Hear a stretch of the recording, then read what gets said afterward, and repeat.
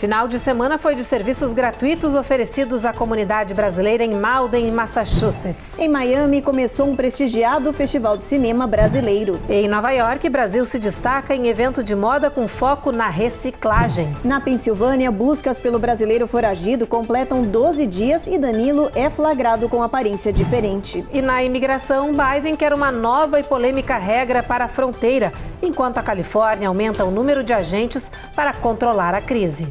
Os dados federais mais recentes mostram que em 2022, mais de 12 mil quilos de fentanil foram interceptados pelas autoridades californianas na fronteira.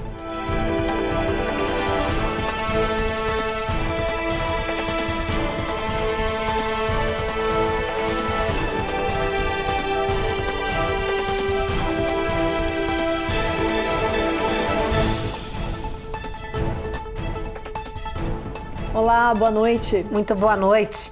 Final de semana foi de solidariedade em Malden, no estado de Massachusetts. A comunidade brasileira se reuniu para prestar uma série de serviços gratuitos. Olha, teve de tudo: tradução de documentos, avaliação de saúde e até almoço grátis, como nos mostra agora a repórter Giovanna Lucatelli. Tradução de documentos, orientação para a carteira de motorista, aplicação para o convênio de saúde, vacinação. Assim foi a ação social Better Together, realizada em Malden neste final de semana. Diversos serviços foram oferecidos gratuitamente para a comunidade. Gabriel é atleta e aproveitou o evento para fazer uma avaliação física. Acho que é importante a gente ter esse acompanhamento do nosso corpo, como é que está, a questão de gordura, a questão muscular. Muito lindo, né? Ver a comunidade se unindo, com todo mundo com esse único objetivo, ajudar o próximo. Isso é muito lindo. Para as crianças, teve muita diversão e até uma biblioteca com contação de histórias. Uma oportunidade grandiosa da gente estar trazendo o incentivo à leitura, o português como língua de herança e esse tempo em família, que é o tempinho que os pais têm para ler, relembrar a infância junto com as crianças.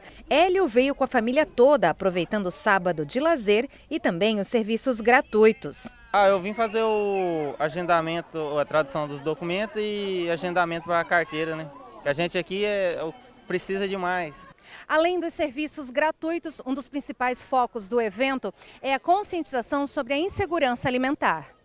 Adriana é do Project Bread, uma organização não governamental de Massachusetts que conta com a participação de grupos da comunidade brasileira no combate à fome. A importância de estar nesse evento é para conscientizar toda a população da comunidade que todo mundo tem uma voz, que todos podem estar participando numa mudança e numa ação comunitária contra a insegurança alimentícia. E falando em alimento, teve até almoço de graça para quem veio prestigiar o evento. Para os organizadores, esta ação foi uma forma de apoio às famílias imigrantes. É uma ação que ajuda a comunidade, né? Porque tem muitas coisas aqui que nos prende e essa ação capacita a gente de conseguir fazer os nossos agendamentos, a tradução da carteira. Unir a comunidade. A nossa comunidade tem uma força imensurável e somos muitos brasileiros aqui em Massachusetts. Minnesota anunciou que a partir do mês que vem, a carteira de motorista para indocumentados será expedida. E aqui na Flórida, o Consulado-Geral do Brasil vai realizar uma operação itinerante para ajudar as pessoas que moram longe da sede diplomática. Esses são alguns dos destaques do nosso Giro de Notícias sobre imigração. O consulado itinerante vai para Pompano Beach e vai realizar atendimento das 10 da manhã até às 5 da tarde na próxima quinta-feira. Serão oferecidos diversos serviços como atestados, procurações, autorização de viagem de menor, passaportes, aposentadoria, pensão, registro de nascimento, entre outros. Quem quiser aproveitar essa oportunidade precisa fazer o agendamento prévio dos serviços no site do E-Consular de Miami, no Itamaraty. No estado de Minnesota, indocumentados vão poder tirar a carteira de motorista a partir do dia 1º de outubro. Há 20 anos, comunidades e organizações lutavam por esse direito às pessoas sem status. A nova lei foi assinada em março pelo governador Tim Walz. Atualmente, 19 estados norte-americanos, mais o Distrito de Colômbia, possuem medidas que permitem aos indocumentados tirarem a carteira de motorista. Em Chicago, o prefeito Brandon Johnson ordenou a transferência de 1.600 imigrantes alojados em delegacias de polícia ou nas ruas da cidade para um acampamento de tendas militares. Esse local vai oferecer alimentação, programas educacionais, recreativos, orientações jurídicas e consulares. O governo municipal garantiu que esse acampamento está preparado para receber os requerentes de asilo e para suportar o frio do inverno. Atualmente, 16 abrigos da cidade estão superlotados, com cerca de 13.500 indocumentados, a um custo de $30 milhões por mês. E o governo Biden anunciou que está analisando a possibilidade de adotar novas regras de asilo, isso para aliviar a crise. O novo plano seria fazer uma triagem para ver quem pode entrar aqui nos Estados Unidos e quem vai ser obrigado a esperar na fronteira. Essa ideia foi alvo de críticas. A nova regra do governo Biden ainda está em análise e não tem data para entrar em vigor, mas já preocupa organizações pró-imigrantes que alegam discriminação e falta de critérios. O governo quer adotar uma espécie de triagem. Os agentes de fronteira seriam responsáveis por avaliar quem poderia entrar nos Estados Unidos e quem deveria esperar o processo na área de fronteira, independente do tempo de demora. Quem cruzar ilegalmente do México para os Estados Unidos também será obrigado a esperar pela análise do processo no Texas, não podendo viajar para outro estado. Quem passar por essa triagem vai ser encaminhado para abrigos americanos com uma tornozeleira com GPS e será obrigado a seguir toque de recolher. A notícia foi divulgada no jornal Los Angeles Times, citando autoridades americanas confidenciais. Segundo a reportagem, esse projeto facilitaria a deportação de imigrantes de forma mais rápida. Mas o governador do Texas, Greg Abbott, já anunciou que se essa regra entrar em vigor, vai recorrer a um tribunal federal. Depois do intervalo, tem os detalhes das buscas ao brasileiro foragido da Pensilvânia. Neste final de semana, a irmã dele, também brasileira, estava ilegal aqui no país, foi presa e será deportada.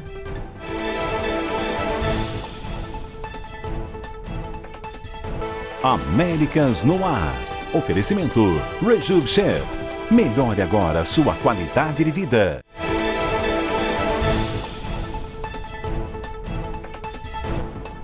Seguem as buscas pelo brasileiro Danilo Cavalcante, que fugiu da prisão no estado da Pensilvânia no dia 31 de agosto. A polícia divulgou novas imagens do brasileiro com uma aparência diferente.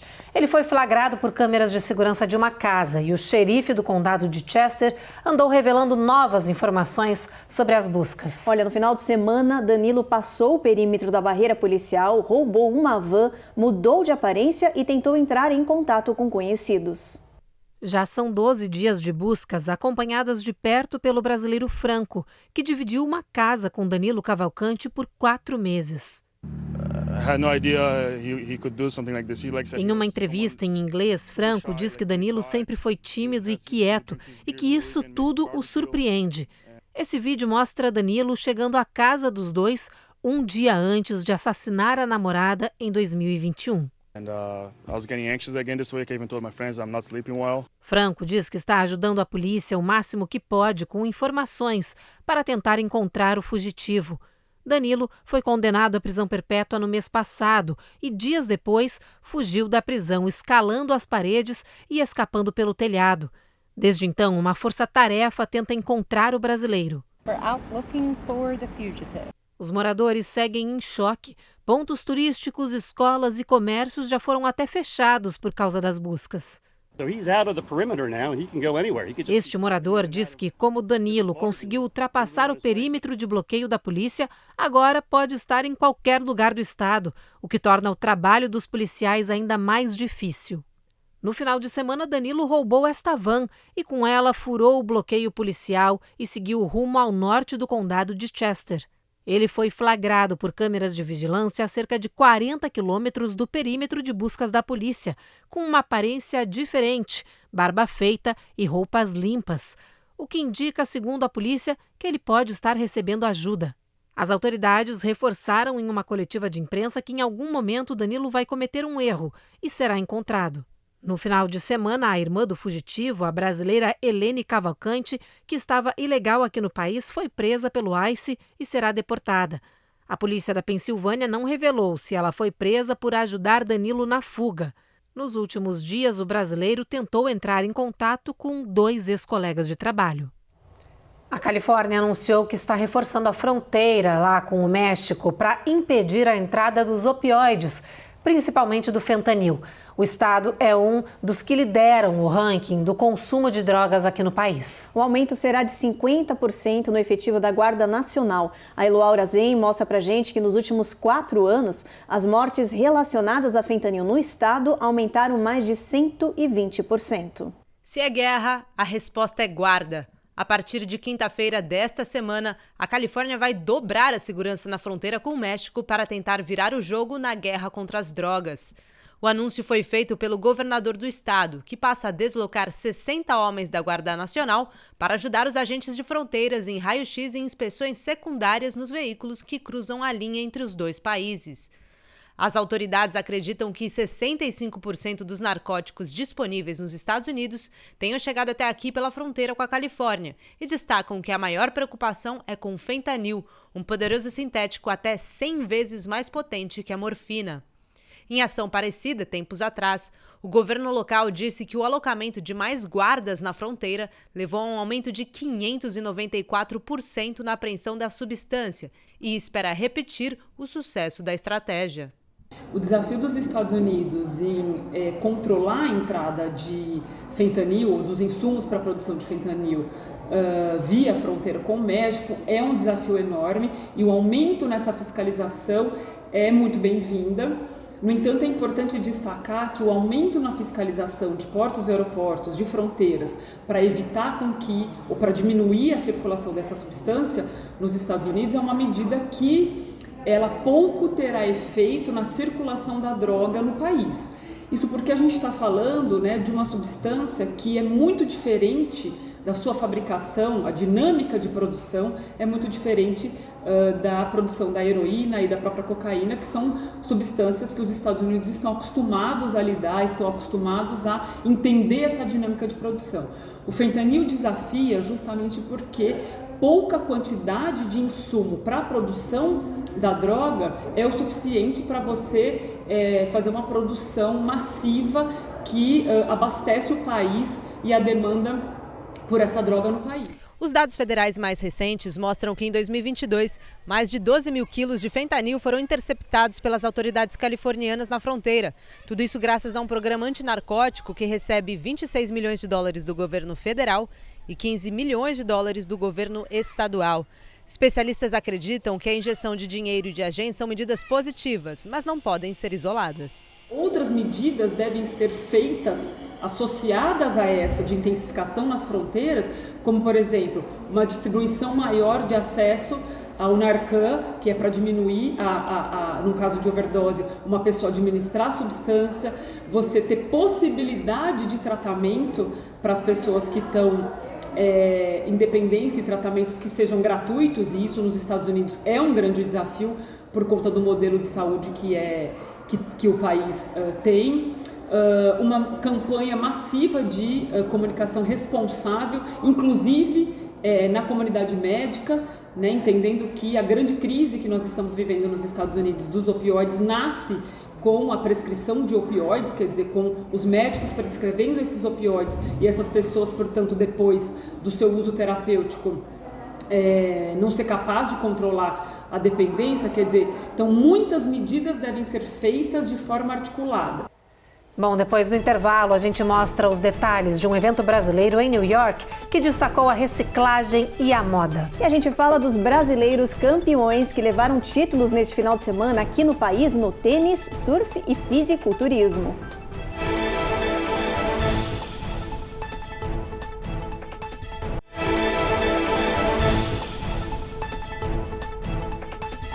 A cidade de Nova York está fervendo com a Fashion Week, uma das semanas de moda mais importantes do mundo, e contou com inúmeros desfiles paralelos. Um deles foi de brasileiros e mostrou uma coleção de moda de praia feita com garrafas PET. A Carolina Camargo acompanhou essa mostra.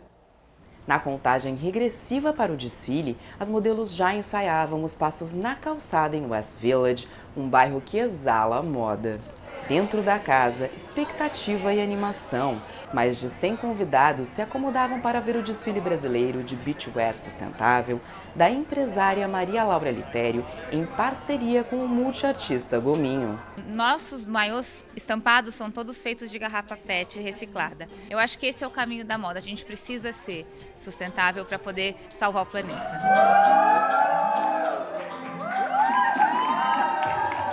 Quando a coleção entrou na passarela, a Townhouse se transformou em um pedacinho do Brasil, com modelos cheias de personalidade, estampas coloridas, alegria e, na plateia, muita empolgação. A empresária fez questão de mostrar a diversidade de corpos e de belezas brasileiras durante o desfile, trazendo uma numeração inclusiva que vai do PP ao 3G. Na passarela, maiôs, biquínis, saídas de praia, além de looks para serem usados na cidade. É muito importante porque a gente está aqui mostrando nossa cor, nossa alegria e mostrando que a gente pode sim ser bonito, ser sustentável. Para mim é uma honra não estar só aqui levantando a bandeira e a importância da sustentabilidade, como também valorizando a questão da moda plural, que é, todo mundo se sentir bem na própria pele. As estampas fortes da coleção foram inspiradas nos quadros pintados durante a pandemia de Covid-19 pelo multiartista carioca Gominho, ex-participante do reality show A Fazenda.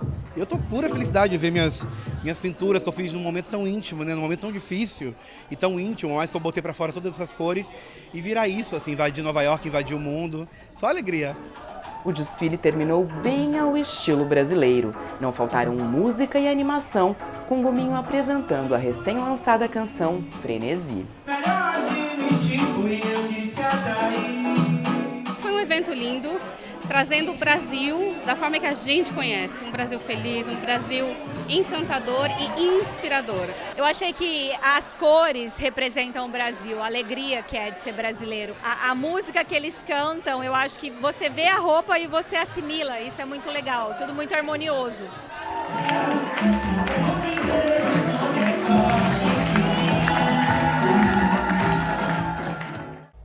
E já que a gente está falando de biquíni, maiô, vamos falar de praia. Olha só essa notícia que legal. Um brasileiro conquistou o bicampeonato mundial de surf. A gente está falando do Felipe Toledo, que venceu um australiano na final do mundial que aconteceu na Califórnia. Com esse resultado, Toledo se torna o segundo brasileiro da história a somar mais de um título. Apenas Gabriel Medina, que é tricampeão, tinha feito essa façanha. Com essa vitória, o brasileiro leva agora o 7º título mundial do Brasil nos últimos 9 anos do campeonato.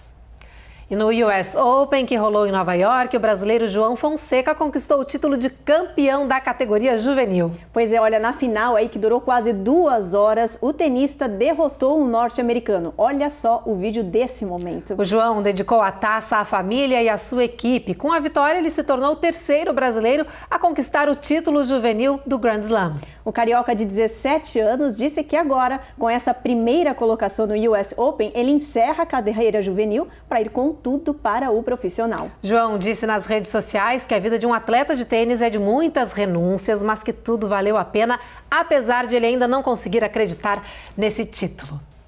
E olha, não acabou não, gente. Tem mais uma conquista brasileira, dessa vez de fisiculturismo em Federal Way, no estado de Washington. Edvan Palmeira conquistou o título de campeão na disputa da Federação Internacional Fitness e Bodybuilding. Essa vitória garantiu ao brasileiro uma vaga no Mr. Olímpia, considerado a Copa do Mundo desse esporte. Com esse sucesso na categoria, Edvan se junta agora à elite de atletas brasileiros que vai competir em novembro pelo título mundial. O Mr. Olímpia está programado para acontecer entre os dias 2 e 5 de novembro em Orlando, na Flórida. Que timaço, hein? Bom, gente, olha só, no próximo bloco a gente mostra como foi a abertura de um festival de cinema brasileiro em Miami. E tem todas as informações atualizadas sobre o furacão Lee, que vai provocar impactos à Flórida nesta semana.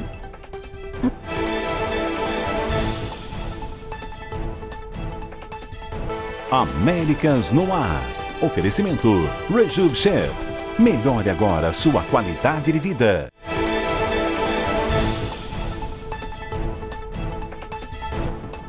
O furacão Lee segue no Oceano Atlântico se movendo com lentidão. Ele se desloca nesse momento entre as ilhas do Caribe e as Bahamas. Segundo o Centro Nacional de Furacões, Lee perdeu força e é agora um furacão de categoria 3, com ventos de mais de 100 milhas por hora. Mas a expectativa é de que ele volte a ficar mais potente. Além disso, as autoridades se preocupam também porque ele está aumentando de tamanho. Com isso, os impactos da tempestade serão mais fortes do que o esperado nas cidades da costa leste do país, com chuvas torrenciais, ventos fortes e ondas perigosas. Olha, esses impactos devem começar a ser sentidos na Flórida e depois por toda a costa até o furacão chegar nas águas do Canadá no próximo final de semana.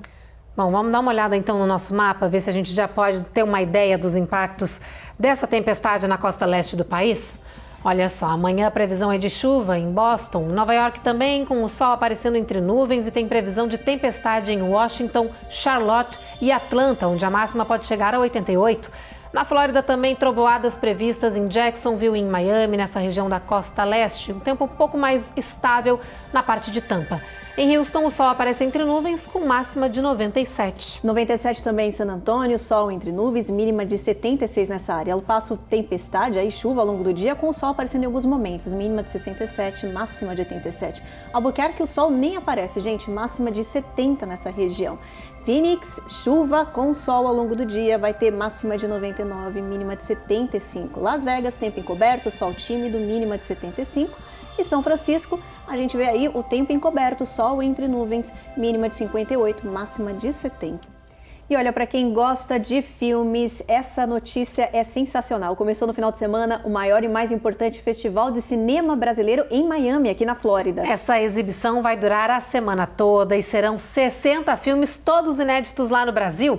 A Cone Rocha acompanhou a estreia desse aguardado festival pra gente.